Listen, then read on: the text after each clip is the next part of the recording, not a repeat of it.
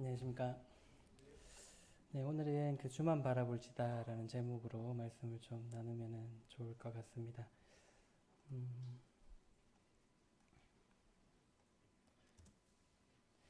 재밌는 영상 하나, 뭐 재밌다라기보다는요, 뭐 일상적인 영상 하나 보고 말씀하면 좋을 것 같습니다. 이런 경험 있으신가요? 아이들이 어릴 때 아빠만 믿고 이렇게 펄짝 뛰는 그래서 받아보신 아빠들은 많을 것 같고요. 저희 아이들도 지금도 이제 그 퇴근하고 오면은 이제 문 앞에서 이제 현관 열고 들어가면 막 뛰어와서 폴짝 뛰거든요. 이게 또 아빠들의 낙이죠. 예. 퇴근하고 왔을 때 낙이 되기도 하고 뭔가 아이가 나를 신뢰하는구나라는 느낌을 그렇게 받을 수 있는 그러한 장면이 아닌가 싶습니다. 어, 쉽지 않은 일이죠. 이 물속 자기보다 얼마나 더 깊을지도 모르는 그 물 속에 있는 아빠를 향해서 뛴다라는 것이 그 아빠를 전적으로 신뢰하지 못하면은 절대로 할 수가 없는 그러한 일입니다. 우리도 이제 아이들과 똑같다라고 생각을 해보게 되는데요. 어떤 상황에서 그 상황이 안전하다라고 여겨지지 않으면 우리는 불안해집니다. 그죠? 그래서 그렇지 않은 경우에는 우리가 불안하지 않고 안전하다 여겼을 때는 이제 마음 평온한 마음 가운데서 그 자리에 있을 수가 있습니다. 저는 이제 개인적으로 아이들이 하고 이제 저기 이월드죠. 이월드 자주 가게 되는데 제일 무서운 게 스카이웨이입니다. 고소공포증이 있는 건 아닌데 그 줄 하나에 이제 케이블카가 하나 매달려서 움직인다라는 것 자체가 여전히 볼 때마다 불안한 부분들이 있거든요. 그러면 이제 티는 안 내지만 이런 밑에 이만큼 떠 있을 때 이런 마음들이 조금 듭니다. 근데 대부분은 이제 케이블카를 탈 때든지 아니면은 뭐 비행기를 탈 때든지 배를 탈 때든지 이것이 나가 가려고 하는 목적지까지 안전하게 데려다 줄 거다라는 믿음이 있기 때문에 우리는 그 가운데에 평온하게 비행기에서는 밥도 먹기도 하고 잠도 자기도 하고 영화도 보면서 목적지까지 이제 평온하게 이렇게 가게 됩니다. 그래서 우리도 그러한 것들을 이제 안전하다고 믿고 있기 때문에 그런 것들 탈 수가 있고요. 이 자리도 마찬가지입니다. 이 건물이 안전하다라고 생각하시기 때문에 평온한 마음 가운데서 이렇게 말씀을 들을 수 있는 거고요. 그러한 것들이 깨어지게 되면 이제 빨리 탈출하시는 후다다다 분주한 그런 상황들이 되게 됩니다.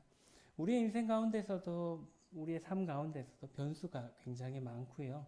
우리가 살아가면서 여러 가지 어려움을 겪기도 합니다. 이러한 상황에서 우리가 어떠한 믿음을 가져야 되고 또 우리가 무엇을 바라봐야 될지 오늘 출애굽기에 나오는 그 이스라엘 백성들의 삶을 통해서 한번 살펴보고 또 교훈 받으면 좋을 것 같습니다. 아이고, 출애굽기 15장 오늘 그 정상형제님께서 그 조금 제 오늘 말씀하고는 조금 다른 방향으로 이 말씀을 이제 묵상해 주셨는데 출애굽기 15장 22절에서 24절까지의 말씀. 그 출애굽기에서는 이제 애굽을 나와서 이스라엘 백성들이 굉장히 하나님을 신뢰하지 못하는 장면들이 많이 나오는데 그 중에서 이제 세 가지 장면만 조금 살펴보면은 좋을 것 같습니다. 첫 번째 장면이 오늘 이제 묵상하셨던 그 15장 이제 22절에서 24절 말씀 제가 먼저 한번 읽어드리겠습니다. 모세가 홍해에서 이스라엘을 인도하며 그들이 나와서 수르 광야로 들어가서 거기서 사흘 길을 걸었으나 물을 얻지 못하고 마라에 이르렀더니 그곳 물이 써서 마시지 못하겠으므로 그 이름을 마라라 하였더라. 백성이 모세에게 원망하여 이르되 우리가 무엇을 마실까 하매라고 이제 기록되어져 있습니다. 이스라엘 백성들이 애굽에서 이제 구원받아서 나왔습니다. 나와서 이제 홍해를 건넌 뒤에 아무것도 없는 그런 광야길을 이렇게 걸어가게 되었다라고 이제 기록되어져 있습니다. 얼마나 갔나요? 3일길. 이제 걸어갔는데 물이 있는 곳이 없었습니다. 이제 대한민국은 참 하나님께서 축복하신 나라라서 물이 없는 곳을 찾기가 어려운데 이 나라는 척박한 땅이라서 물이 있는 곳에 사람들이 모이고요. 물이 없으면 죽게 되고. 그래서 이제 이스라엘 백성들은 이슬이 굉장히 중요하고 큰 의미를 가집니다. 그래서 아침에 새벽에 그 이슬을 먹어야지만 또 살 수 있는 그러한 나라가 이 나라입니다. 그래서 그 광야의 길을 걸어갔었는데 물을 발견하지 못했고요. 드디어 물을 발견을 했는데 그 물이 어떻다고요? 써서 마실 수가 없었습니다. 그래서 이제 이스라엘 백성들이 모세에게 불평을 하는 장면이 이 출애굽기 15장 22절에서 24절입니다. 이 사건이 언제 있었던 일이다라고 기록을 하고 있나요? 홍해에서 홍해를 이제 건넜죠. 그래서 광야로 들어가서 사흘길을 걸었을 때. 그러니까 홍해를 건넌 지가 얼마 되지 않았을 때입니다. 이스라엘 백성들이 홍해를 건넜던 사건들은 우리가 잘 아는 거죠. 어마어마한 사건이잖아요. 아픈 홍해가 가로막고 있고 뒤에는 애국 병사들이 쫓아오고 있고 이거 뭐 진퇴양난의 그런 상황 속에서 하나님께서 모세를 통해서 바다의 길을 쫙 열어주셔가지고 그 바닷길을 마른 땅을 건넜다고 기록하고 있거든요. 그 막 축축한 그런 질퍽질퍽한 땅이 아니라 마른 땅을 이스라엘 백성들이 걸어서 건너갔던.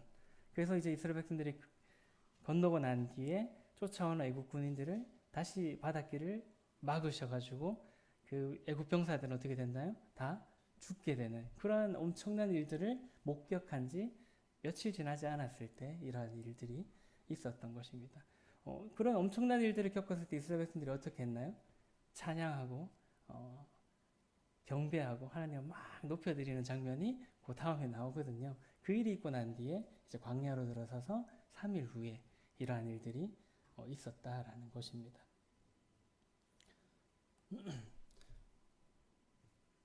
그 다음 장면 계속해서 보시면 25절에 보시면요. 모세가 여호와께 부르짖었더니 여호와께서 그에게 한 나무를 가리키시니 그가 물에 던지니 물이 달게 되었더라. 거기서 여호와께서 그들을 위하여 법도와 율례를 정하시고 그들을 시험할세라고 기록하고 있습니다. 그래서 이제 모세는 하나님께 부르짖게 되었고요. 하나님께서는 한 나무를 알려주셨는데 이제 모세는 하나님의 명령을 따라서 그 나무를 이제 물에 던지니까 어떻게 되었나요? 물이 달아져서 이제 먹을 수 있는 물이 되어서 이 문제가 해결되었다라는 것을 기록을 하고 있습니다. 홍해 바다를 가르셨던 하나님이라면 이 정도 일은 뭐 껌먹기보다 떡먹기보다 죽먹기보다 쉬운 일 아니었겠습니까?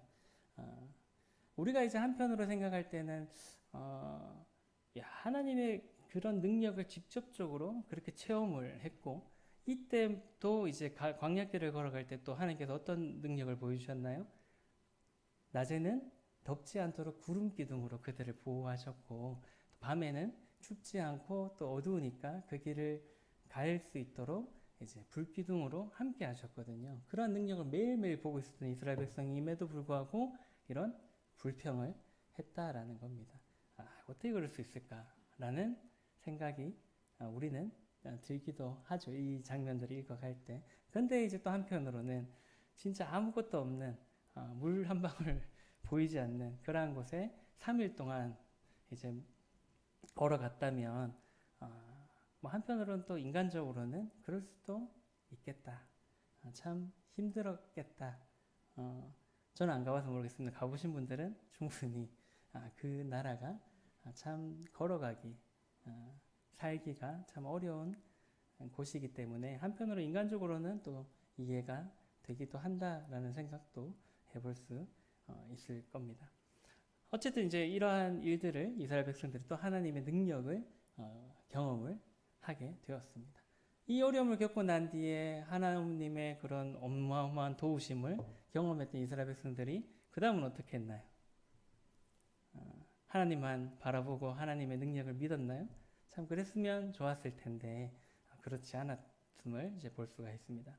이어서 이제 말씀을 살펴보시게 되면 출애굽기 15장 27절 뒤에 나오는 말씀인데요. 27절에서 16장 3절까지의 말씀인데 제가 한번 읽어드리겠습니다. 그들이 엘림에 이르니 거기에 물샘 12과 종려나무 70그루가 있는지라 거기서 그들이 그 물 곁에 장막을 친 일이 이스라엘 자손의 온 회중이 엘림에서 떠나 엘림과 시내산 사이에 있는 신광야에 이르니 애굽에서 나온 후 둘째 달 15일이라. 이스라엘 자손 온 회중이 그 광야에서 모세와 아론을 원망하여 이스라엘 자손이 그들에게 이르되 우리가 애굽 땅에서 고기 가마 곁에 앉아 있던 때와 떡을 배불리 먹던 때에 여호와의 손에 죽었더라면 좋았을 것을 너희가 이 광야로 우리를 인도해 내어 이 온 회중이 주려 죽게 하는도다. 그 일이 있고 난 후에 한 달 조금 더 지났을 그 시점입니다. 여기 보면은 이제 애굽에서 나온 후 둘째 달 15일. 그러니까 애굽에서 나올 때 6월절을 첫째 날로 이렇게 삼았거든요. 그러면 이제 한 달하고 한 15일 정도 지났을 때, 애굽에서 나온 지 한 45일쯤 지났을 때 이러한 일들이 있었다라는 겁니다. 이번에는 다행히 물은 있었습니다. 그죠? 물샘 12개나 있었습니다. 그래서 이제 종려나무도 70그루가 있을 정도로 그늘도 있고 물도 있는 그런 상황이었는데, 이번엔 어떤 원망을 했나요? 광야에서 먹을 것이 없다라고 이제 원망을 하게 됩니다. 그러면서 이제 했던 얘기가 뭐죠? 애굽에서 종살이 할 때는 고기 가마 곁에 앉아 있었고 떡을 배불리 먹었다라고 이제 회상을 하면서 지금 그렇지 못한 것에 대해서 이제 모세에게 막 원망을 하는 겁니다. 우리가 이제 출애굽기 말씀을 이렇게 살펴볼 때 이스라엘 백성들이 얼마나 고단하게 살았는지 우리가 읽을 수가 있습니다. 과연 고기 가마 곁에 있을 수는 있었겠죠. 그것이 정말 자기들의 고기였을까요? 아니었을 거라고 생각을 합니다. 가마 곁에는 있었던 건 맞을지 몰라도 그 고기는 그들이 섬겼던 주인인 애굽 사람들의 고기를 열심히 삶아주고 있었지 않을까라는 생각을 해보게 되고요. 떡도 배불리 먹었을까요? 집도 제대로 못 구해가지고 벽돌 만드는데 좀 감해달라고 부탁했던 이스라엘 백성들이라면 아마 떡도 그렇게 배부르게 허기를 채울 수는 있었을지 몰라도 배부르게 먹었을 상황은 아니었을 거다라고 생각을 합니다. 우리는 항상 과거를 회상할 때, 불평불만을 할 때는 과거를 굉장히 미화시키는 그러한 경향들이 우리 스스로가 있기도 하고요. 어쨌든 그들이 그렇지 못했음에도 불구하고 지금 이제 배가 고프니까 또 다시 먹을 것에 대해서 하나님께 원망을 하게 되었습니다. 이렇게 또다시 원망하는 이스라엘 백성이 하나님께서는 어떻게 하셨나요? 이어서 말씀 보시면 출애굽기 16장 11절에서 12절의 말씀 보시면요. 여호와께서 모세에게 말씀하여 이르시되 내가 이스라엘 자손의 원망함을 들었노라. 그들에게 말하여 이르기를 너희가 해질 때에는 고기를 먹고 아침에는 떡으로 배부르리니 내가 여호와 너희의 하나님인 줄 알리라 하라 하시니라. 물이 없을 때와 마찬가지로 이제 모세가 하나님께 부르짖게 되었고요. 그리고 이제 하나님께서는 이스라엘 백성의 하나님이심을 알게 하기 위해서 저녁에는 고기로 아침에는 떡으로 배부르게 할 것을 약속해 주셨습니다. 이 말씀이 그 다음 절에 이루어지게 되는데요. 13절에서 14절 말씀 이어서 보시면 저녁에는 메추라기가 와서 진을 덮이고 아침에는 이슬이 진 주위에 있더니 그 이슬이 마른 후에 광야 지면에 작고 둥글며 서리같이 가는 것이 있는지라. 이스라엘 자손이 보고 그것이 무엇인지 알지 못하여 서로 이르되 이것이 무엇이냐 하니 모세가 그들에게 이르되 이는 여호와께서 너희에게 주어 먹게 하신 양식이라 라고 이제 기록되어져 있습니다. 하나님께서는 그 모세를 통해서 약속하신 대로 저녁에는 고기, 메추라기가 와서 진을 덮어서 잡아먹을 수 있도록 해주셨고요. 그리고 아침에는 이슬이 마른 후에 작고 둥글며 서리같이 가는 이제 만나를 주셔서 가나안 땅까지 들어갈 때까지 이 만나를 이스라엘 백성들에게 허락하셨습니다. 만나의 뜻이 여기 나오는 것처럼 이것이 무엇이냐의 그 말이 이제 만나입니다.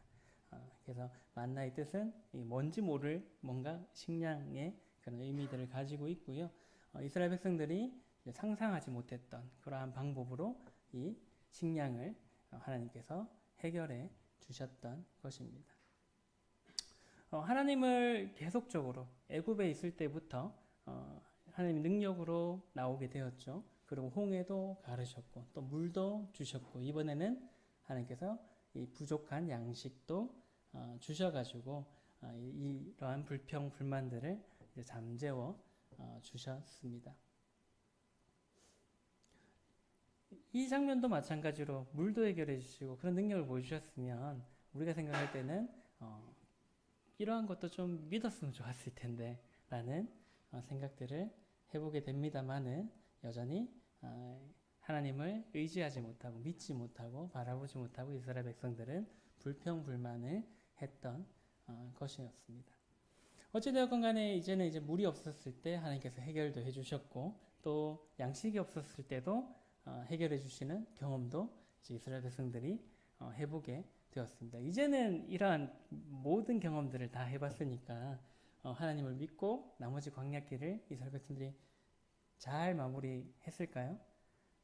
그랬으면 좋았을 텐데 그 다음 이어서 또 장면을 살펴보겠습니다. 출애굽기 17장 1절에서 3절까지의 말씀이고요. 제가 한번 읽어드리겠습니다.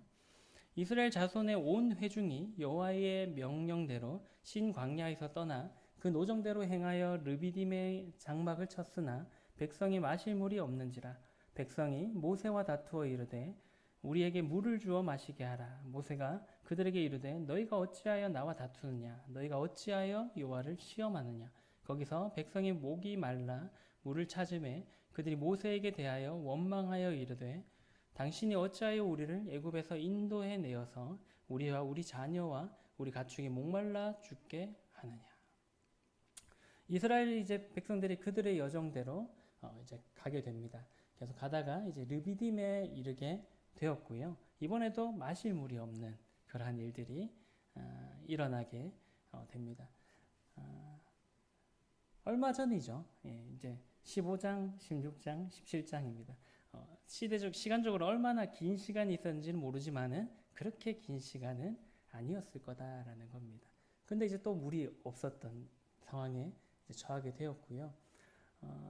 충분히 이제 그러한 것들을 경험했기 때문에 좀 좋게 얘기할 수도 있잖아요. 모세한테 가서 저번에 하나님께서 그 쓴물도 단물로 바꿔주셨는데 이번에도 하나님께 식량도 주셨고 한데 우리에게 물도 좀 주실 수 있도록 좀 구해 주십시오. 기도해 주십시오라고 얘기를 해줄 수 있는데 여기서 이제 17장에서 말씀해 보면 어떻게 했다고요? 다투어 얘기했다라고 기록을 하고 있습니다. 그리고 이제 모세는 거기에 대해서 나와 다투는 것이 아니라 하나님과 다투는 일이다라고까지 경고를 했음에도 불구하고 이스라엘 백성들 어떻게 얘기했나요?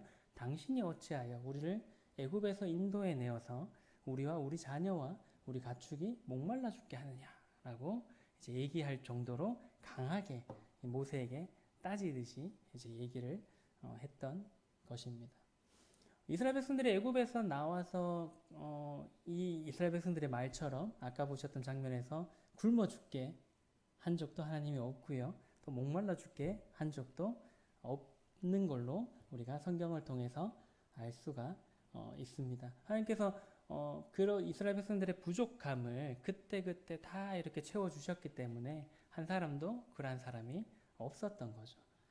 근데 이제 이들은 또다시 물이 없는 그 상황만 보고 하나님을 바라보지 못했기 때문에 하나님에 대해서 모세에게 불평한다고 생각했지만 결국에는 하나님에 대해서 원망하고 하나님께서 애굽에서 인도해 내신 것에 대해서 이제 우리를 죽이려고 그렇게 했냐라고 얘기를 하게 되었던 것입니다. 이러한 이스라엘 백성들에게 하나님께서는 또 어떻게 하셨나요? 이런 거 보면 참 하나님께서 우리에게 하시는 것처럼 참 은혜로우시고 자비로우신 분이시다라는 생각들이 듭니다. 출애굽기 17장 5절에서 7절의 말씀 이어서 읽어드리도록 하겠습니다. 여호와께서 모세에게 이르시되 백성 앞을 지나서 이스라엘 장로들을 데리고 나일강을 치던 내 지팡이를 손에 잡고 가라. 내가 호렙산에 있는 그 반석 위 거기서 내 앞에 서리니 너는 그 반석을 치라. 그곳에서 물이 나오리니 백성이 마시리라. 모세가 이스라엘 장로들의 목전에서 그대로 행하니라. 그가 그곳 이름을 마사 또는 무리바라 불렀으니 이는 이스라엘 자손이 다투었으며 또는 그들이 여호와를 시험하여 이르기를 여호와께서 우리 중에 계신가 안 계신가 하였음이더라. 이제 지팡이로 반석을 치면 물이 나오게 될 거다라고 말씀을 해주셨고요. 모세는 그대로 지팡이로 그 바위를 쳐서 물이 나오도록 해서 또 이 상황을 해결하는 것을 우리가 볼 수가 있습니다. 그리고 이제 그곳의 이름을 뭐라고 했나요? 마사 또는 무리바라고 했는데 그 뜻이 무엇이라고요? 그들이 하나님을 시험하여 이르기를 하나님께서 우리 중에 계신가 안 계신가 시험했다라는 뜻이 이제 무리바라는 뜻이 되었습니다. 얼마나 불명예스러운 그런 이름을 그 지역에 지어주게 되었나라는 생각들을 해보게 되고요. 어떻게 보면 이제 세 번이나 비슷한 상황이 연속적으로 이스라엘 백성들에게 있었습니다. 그 상황마다 이스라엘 백성들은 불평불만만 했던 것을 볼 수가 있고요. 우리는 이러한 이스라엘 백성들을 보면서 어떠한 생각들을 하게 되나요? 어떠한 생각들이 드시나요?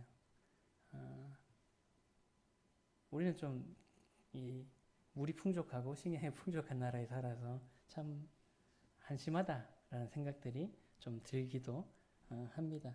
그리고 한편으로는 또 이제 이러한 상황들에 깊이 개입을 하시면 뭐 한편으로는 자식들이 있기 때문에 목말라하고 배고파하는 자식들을 생각하면 또 한편으로는 뭐 그럴 수도 있겠다라는 생각들도 해볼 수 있겠습니다. 근데 이제 우리도 이런 어떠한 상황에 처했을 때 하나님을 만약에 바라보지 못하고 그 상황만 이렇게 그 상황의 어려움만 이스라엘 백성들처럼 본다라면은 뭐 별반 다를 바 없는 행동을 우리도 할 수 있다라는 것입니다. 이들과 반대되는 사람을 우리가 잘 아는 인물을 소개해 드릴 건데요. 욥기 1장 1절입니다. 자, 읽어드리겠습니다. 우스 땅에 욥이라 불리는 사람이 있었는데 그 사람은 온전하고 정직하여 하나님을 경외하며 악에서 떠난 자더라. 우스라는 땅에 욥이라는 사람이 살았습니다.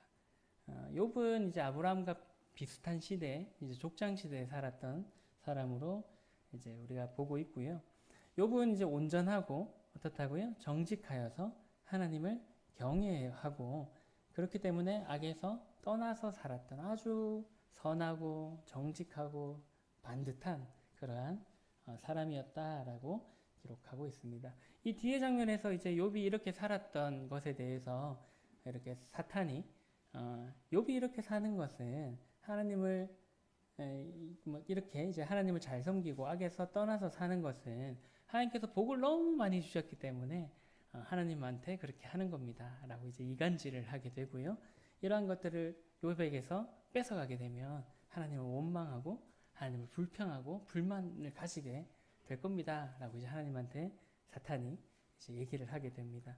그래서 이제 하나님께서는 욥의 그런 몸과 생명을 건드리지 않는 조건으로 뺏을 것들을 이제 허락을 해 주셨습니다. 그 다음에 이제 그 빼앗는 장면들이 나오게 되는데요. 욥기 1장 13절에서 19절의 말씀 보시면 하루아침에 있었던 일들입니다. 하루는 욥의 자녀들이 그 맏아들의 집에서 음식을 먹으며 포도주를 마실 때에 사환이 욥에게 와서 아르되 소는 밭을 갈고 나귀는 그 곁에서 풀을 먹는데 스바 사람이 갑자기 이르러 그것을 빼앗고 칼로 종들을 죽였나이다. 나만 홀로 피하였으므로 주인께 아래로 왔나이다. 그가 아직 말하는 동안에 또 한 사람이 와서 아르되 하나님의 불이 하늘에서 떨어져서 양과 종들을 살라 버렸나이다. 나만 홀로 피하였으므로 주인께 아래로 왔나이다. 그가 아직 말하는 동안에 또 한 사람이 와서 아르되 갈대아 사람이 새 무리를 지어 갑자기 낙타에게 달려들어 그것을 빼앗으며 칼로 종들을 죽였나이다. 나만 홀로 피하였으므로 주인께 아래로 왔나이다. 그가 아직 말하는 동안에 또 한 사람이 와서 아뢰되 주인의 자녀들이 그들의 맏아들의 집에서 음식을 먹으며 포도주를 마시는데 거친 들에서 큰 바람이 와서 집 네 모퉁이를 치매 큰 그 청년들 위에 무너짐으로 그들이 죽었나이다. 나만 홀로 피하였으므로 주인께 아래로 왔나이다 한지라. 부요하고 부족함이 없었던 욥에게 어느 날 하루아침에 이렇게 많은 일들이 생기게 되었습니다. 어떤 일들이었나요? 첫 번째는 스바 사람들이 와가지고 소와 나귀를 빼앗고 종들을 다 죽여버렸습니다. 근데 한 사람이 이제 다행히 도망와서 이제 요바에게 알려주었죠. 그 다음에 어떤 일들이 또 있었나요? 하늘에서 불이 떨어져서 양과 종들을 살라버렸습니다. 그리고 또 어떤 일이 있었나요? 갈대아 사람들이 새 무리를 지어서 와가지고 나귀를 빼앗고 칼로 종들을 죽여버렸습니다. 그리고 이제 또 어떤 일들이 있었나요? 큰 바람이 막 갑자기 불어가지고 집 내 모퉁이가 무너지게 되었고요. 그 안에 누가 있었죠? 욥의 자식들이 있었는데 자식들이 다 깔려서 죽는 일이 이 하루아침에 이 많은 일들이 생기게 되었습니다. 여러분이라면 이런 상황이 어떻게 하겠습니까? 일단은 멍해질 것 같습니다. 자식도 죽고 재산도 다 없어지고 또 내가 나와 함께 일했던 사람들이 다 죽게 되는 그런 일들이 하루아침에 이런 일들을 듣게 되면 멍하게 아무런 생각이 안 들 것 같고 또 왜 하나님께서 이렇게 하셨을까 원망도 할 수 있을 거다라는 생각들이 듭니다. 이스라엘 백성들이 겪었던 일보다 더 큰 일을 이제 욥이 겪게 되었고요. 그것도 이제 뭐 여러 날 겪은 게 아니라 하루아침에 이 모든 일들이 일어났던 것입니다. 이러한 일들이 있고 난 뒤에 욥은 어떻게 했나요? 이어서 말씀 살펴보도록 하겠습니다. 욥기 1장 20절에서 22절의 말씀인데요. 욥이 일어나 겉옷을 찢고 머리털을 밀고 땅에 엎드려 예배하며 이르되 내가 모태에서 알몸으로 나왔사온즉 또한 알몸이 그리로 돌아가올지라 주신 이도 여호와시요 거두신 이도 여호와이시오니 여호와의 이름이 찬송을 받으실지니이다 하고 이 모든 일에 욥이 범죄하지 아니하고 하나님을 향하여 원망하지 아니하니라. 좋지 않았던 수많은 소식들을 들었던 욥은 일단 겉옷을 찢고 머리털을 밀었습니다. 이거는 이제 이스라엘 백성들이 자신의 슬픔을 표하는 그런 방법들이거든. 이제 뭐 죄를 뿌리기도 하고요. 이제 자신의 슬픔을 이제 몸으로써 표현을 하고 난 뒤에 어떻게 했나요? 땅에 엎드려서 하나님을 예배했다라고 기록을 하고 있습니다. 그러면서 이제 욥이 했던 이야기가 있는데요. 어떻게 얘기했나요? 내가 모태에서 알몸으로 나왔고 또한 알몸으로 돌아갈 것이기에 주시는 자도 하나님이시고 거두어 가시는 분도 하나님이시기에 하나님의 이름이 찬송을 받을 것이다 라고 이제 욥이 말했던 것을 볼 수가 있습니다. 우리 같았으면 불평불만할 수도 있는 상황이었고 이스라엘 백성이었으면 100% 불평을 했을 그런 상황인데 욥은 오히려 하나님을 찬양했던 것입니다. 욥은 이제 현재 일어났던 이 상황을 봤다라면 우리와 똑같이 또 이스라엘 백성들과 똑같이 하나님을 향해서 원망하고 불평불만을 가졌겠지만은 그 상황을 봤던 것이 아니라 욥은 모든 일의 주관자이신 하나님을 바라보았던 것입니다. 최악의 상황에서도 하나님을 찬양할 수 있었던 것은 그 모든 일들을 허락하신 하나님께서 선하신 분이시기 때문에 그 가운데서 하나님의 주권을 인정할 때 이렇게 할 수 있었던 것입니다. 우리는 어떠한 삶을 살아야 할까요? 이스라엘 백성들과 같은 있는 그대로 보여지는 대로 내 감정 그대로 불평불만하면서 살아야 될까요? 아니면은 욥처럼 그 가운데 하나님을 바라보고 하나님께서 왜 이런 일들을 허락하셨을까? 그래도 하나님께서 주권자이시기 때문에 하나님이 모든 일들을 주관하시는 분이시기에 가장 좋은 길을 우리에게 보여주신다라고 믿고 욥과 같은 삶을 살아야 될까요? 우리 마음속에 그 정답은 이미 알고 있습니다. 욥과 같이 어떤 상황 속에서도 하나님을 바라보면서 살아가야 한다라는 것입니다. 시편 121편 1절에서 2절의 말씀인데요. 내가 산을 향하여 눈을 들리라. 나의 도움이 어디서 올까? 나의 도움은 천지를 지으신 여호와에게서로다. 아마 욥은 이것을 알았을 겁니다. 어디를 바라봐야 될지, 누구를 이런 어려운 상황에서 누구를 의지해야 될지를 욥은 아마 알았을 것입니다. 우리의 도움이 어디서 오는지 우리는 기억할 필요가 있다라는 것입니다. 우리의 도움의 근원이 천지를 지으신 하나님이심을 우리가 바라볼 필요가 있다라는 것입니다. 근데 이제 우리는 이스라엘 백성들처럼 어떠한 어려움이나 어떠한 일들을 겪게 될 때 그 현재의 상황을 바라볼 때가 훨씬 많습니다. 나의 처지를 보고요. 또 나의 부족한 것을 바라보게 되고 또 내가 갖지 못한 것들을 바라보기 때문에 어떻게 되나요? 이스라엘 백성들처럼 불평하고 불만하게 된다라는 것입니다. 그럴 때 이제 우리는 절대로 하나님께 감사할 수 있는 욥처럼 그러한 삶을 살 수 없게 되어지고요. 이스라엘 백성처럼 불평, 불만만 할 수밖에 없게 되어진다라는 것입니다. 이러한 불평과 불만이 내 개인적인 일에도 생길 수 있고요. 우리 가정적인 일에도 생길 수 있습니다만은 교회적인 일에서도 일어날 수 있다라는 것입니다. 우리가 주목하는 것이 이 가운데 계신 하나님이 아니라 이 건물을 바라보게 될 때 이 작은 건물에 주목하게 되고 또 이제 성도 수가 적은 것에 주목하게 되고 하면은 우리가 이제 당장 가지지 못한 것들을 바라보게 될 때 오히려 우리가 이 안에서 만족하지 못하게 되고 또 감사하지 못할 뿐만 아니라 불평과 불만을 가질 수 있게 된다라는 것입니다. 우리가 이제 불평과 이제 불만을 가지는 마음이 생길 때 우리는 어떻게 해야 되나요? 그 정답도 우리가 알고 있습니다. 하나님이 어떤 분이신지 기억해야 되고 또 그런 하나님을 바라볼 필요가 있다라는 것입니다. 시편 121편의 말씀 이어서 살펴보시면요. 3절에서 8절까지 계속해서 읽어드리도록 하겠습니다. 여호와께서는 하나님이 이런 분이십니다. 너를 실족하지 아니하게 하시며 너를 지키시는 이가 졸지 아니하시리로다. 이스라엘을 지키시는 이는 졸지도 아니하시고 주무시지도 아니하시리로다. 여호와는 너를 지키시는 이시라. 여호와께서 내 오른쪽에서 내 그늘이 되시나니 낮에 해가 너를 상하게 하지 아니하며 밤의 달도 너를 해치지 아니하리로다. 여호와께서 너를 지켜 모든 환난을 면하게 하시며 또 내 영혼을 지키시리로다. 여호와께서 너의 출입을 지금부터 영원까지 지키시리로다. 하나님은 우리를 실족하지 않게 하시는 분이십니다. 우리를 절대 실망시키지 않으신 분이십니다. 우리를 지키시는데 어떻게 하신다고요? 졸지도 않고 주무시지도 않고 지키신다라고 이렇게 말씀을 하고 있습니다. 이제 형제님들은 이제 군대에 가게 되면 보초를 쓰잖아요. 때로는 졸립니다.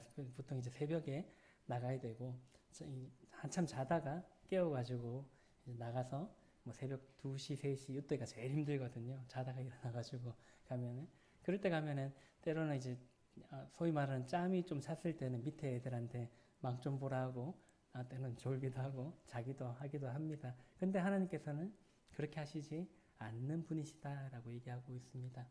졸지도 않고 주무시지도 않은 채 우리를 지키시는 분이십니다.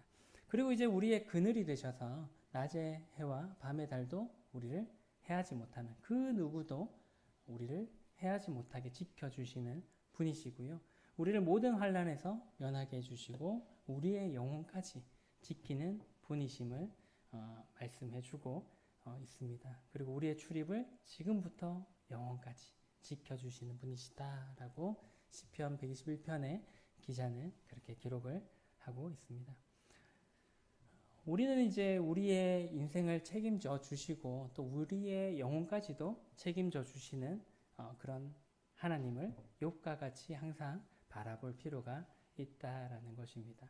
그럴 때 우리가 하나님께서 기뻐하시는 일들을 하게 되고요. 또 그 가운데서 불평불만을 가지는 것이 아니라 감사와 찬양을 하게 된다라는 것입니다.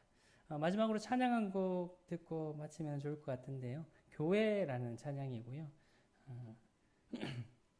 연평한 형제가 작사 작곡한 곡입니다. 한번 들어보시고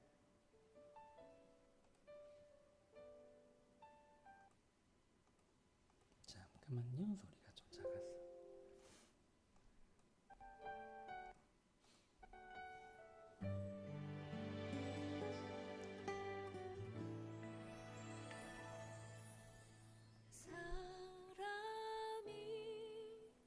넘치기보다 사랑이